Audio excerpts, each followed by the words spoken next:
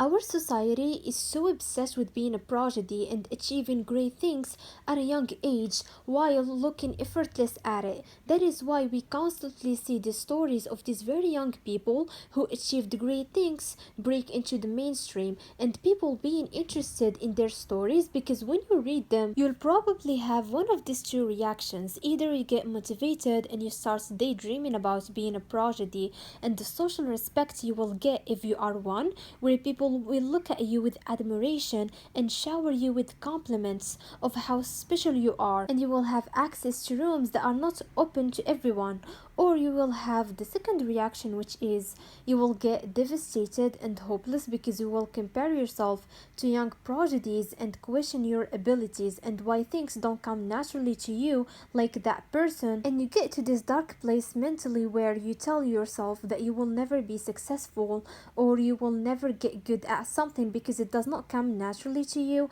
And this can lead you to put yourself in a position of losing hope altogether and never trying to put an effort into something because you're either natural at it or you're not. For example, the other day I was talking to my sister and she told me about a video that she watched on Instagram where this content creator was talking about how he was receiving a lot of messages from young people who are mostly teenagers telling him that they lost hope in life and they feel like they are useless and behind in life and a failure, and they have no talent because they did not achieve something big at their age, and they feel that life is over for them and there is no point in trying because they were not born with some special talent that they could have monetized to achieve great things, and they feel this massive pressure to accomplish big things at a young age to not fall behind, which is really sad to think about teenagers feeling that way. Life is ahead of them and they are still young, and the successful prodigy stories that they see online are not the norm, but because the algorithm feeds them these stories because they engage with it, it distorts their perception of reality. Sometimes I feel that pressure as well because I am also young and I do experience these instances where I wished I was a prodigy at something. And when I sat down and thought about this desire, I came to the conclusion that having this aspiration to be a prodigy is in my head a guarantee to success, and it is the solution that will help reduce the stress that I have over the future because I am good at this and I am 2 steps ahead, which means I will achieve my goals. When I was brainstorming this topic, I weirdly thought about Crime and Punishment by the legend Fyodor Dostoevsky, and I know some of you are confused because you're like, what does this have to do with the topic? And I will explain. So this book talks about Raskolnikov, who murdered an old lady, and one of the reasons he did that is because he wanted to feel special, because he did something that not everyone have the audacity to do, even if it is going to torture him, because throughout the book he always tried to find a way to separate himself from other people and feel like he is special, so he could feel good about himself and that he is worthy and he is in the same caliber of the thinkers of his time who are admired and respected and looked at as special people with special talents and thoughts. And of course what he did in the book is very extreme, but it made me think about uniqueness and being special and how far people are willing to torture themselves to be looked at as unique and special so they can be respected by society and also to feel good about themselves. And I am not here trying to underestimate the work that goes behind becoming great at something or even the desire to want to be great at something. It's just what I'm trying to get in here is when you pursue greatness and you tie your worth with being special and being a prodigy, it can paralyze you and make you look down at yourself and never give yourself the chance to try, or you give up what you're doing because you put so much pressure on yourself to be great at it and you forget to acknowledge the progress you have made and realize that you need to make peace with the fact that you will be bad at it for some time and you will make mistakes, and that is not a reflection of your worth. You focus only on counting the skills that you lack instead of focusing on how to improve and learn the skills, or even to step back and ask yourself, do I want this at the first place? Or is it just because of the media that I watch that made me think I am worthless if I haven't achieved this at a young age or haven't done this? Is it worth it to torture yourself trying to be looked at as special and great at something to get approval from others and finally feel like you are worthy? Sometimes we focus so much on how other people will perceive us, but we don't think about the perception that we hold about ourselves. If other people perceive you as smart or unique or special or whatever it is, but you don't think that way about yourself, you'll never feel satisfied with yourself because you will always need that approval from others that keeps growing with time. Another thing that I want to talk about is the desire to be a progidy at something can stem from wanting to know what is your life purpose and having a clear vision about it. Often in social media we see this thing: if you are meant to do something and it is your life purpose, it will come naturally to you and in a form of fluidity and in the least resistance. Like if you are meant to be a writer, the words will just come out of your head naturally because you're just a vessel of the universe to get those ideas out. And this sounds so optimistic and beautiful to listen to because it just gives you the hope that whatever comes naturally to you, it is your life purpose. And there is some truth to it because as human beings, sometimes we find ourselves more inclined to do something than another one. But when you look at reality and you start something and you are struggling with it and it is not coming naturally to you, it can push you into stopping the thing and not give yourself the chance to be bad at it because it feels like an embarrassment. So many times we stop doing something because we are bad at it and it doesn't come naturally to us, like the people we see on social media, and we assumed that it is just not for us and it is not meant for us to do. Having this belief that what is meant for you to do in this life will come naturally to you can destroy you, because when it doesn't come naturally to you and you struggle with it, it gets you thinking maybe this is not meant for me, maybe I need to stop, it's not worth doing and pursuing. I remember when I was 17 I wanted to learn graphic design, and when I did start my learning journey I stopped after 4 months of doing it because I had this mindset of if it was meant for me it would come naturally to me, and even if I struggled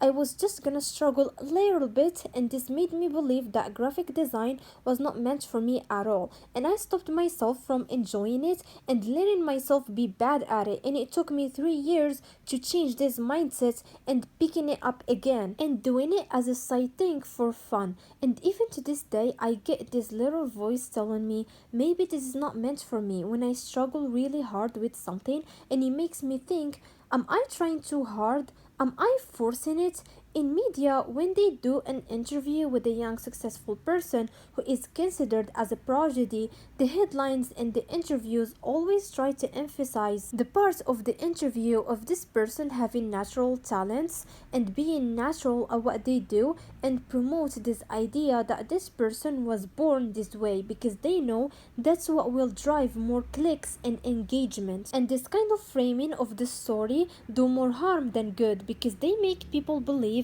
if they don't have some natural talent like those people, then it means they will never succeed in what they want to do, and they start looking at effort as something bad, and they don't give themselves the chance to continue on doing what they started working on because it doesn't come naturally to them. So it means it's not meant for them, and they are doomed for life because they don't have the magic formula like those people have. So they spend their lives being a watcher and a consumer to these stories and giving themselves a hard time to why they suck at what they do, or they look for addictions that they can use as a copying mechanism, and they don't realize that in order to be natural at something it takes a lot of practice and work to get to the level where when people see you doing it they think it is easy. And there is this quote by Picasso that goes by, "The sketch may have taken me 5 minutes but the learning took me 30 years." All of these prodigies that you see online, they also had to put a lot of practice to achieve the talent that you see, where they make it look so effortless and easy. It's just the media loves to frame the story and put more focus on them being born natural at it because they were meant for it, to drive engagement. It's not because you are bad at something or it does not come naturally to you like some people do. It doesn't mean it's not meant for you and you are a failure and you need to stop trying and go do something else. Each one of us is different because we were born in different environments. Some people were born in environments where they had access to more education and resources than other people, which is a privilege to have. And comparing yourself in the sense where you shame yourself for having to try more harder than them to reach a good level is just hurting you because you did not start from the same condition as them. Look at the tools and resources you have and work from them. It is not bad to make an effort. It is actually so cool to go and learn something and get your level from bad to good. Sometimes during the journey, you will feel like you're not making any progress or the result is not how you did picture it in your head, and it can make you think that is not for you or you'll never get good or you don't have the talent, and you will be very frustrated. But that is not true because the reason you are experiencing that is because your taste and your knowledge is growing faster than your skill of executing, and that gap between the two is what is causing the frustration. And in order to close the gap, you need to practice more and learn more from your mistakes. Treat every mistake you make as a data that will help you see what you need to improve, and try to have fun with the journey. And remember that you are blessed to exist in an era where you can learn from experts from any domain for free. And also there are free tools that you can use to learn. It is so boring to never try to get good at something and that everything comes to you easily because you reach a level